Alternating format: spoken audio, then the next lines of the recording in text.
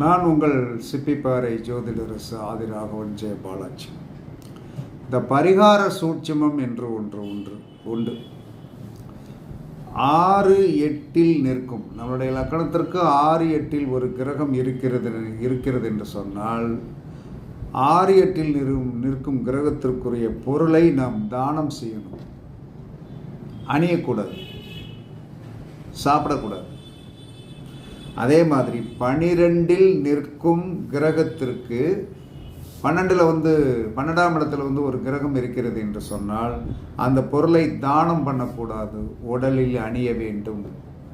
இப்படி ஒரு சூட்சுமம் இருக்கிறது. அப்போ என்ன சொல்லலாம்னா 6-8 கிரகம் என்றால் அந்த கிரகத்திற்குரிய பொருளை தானம் செய்யணும், அணியக்கூடாது.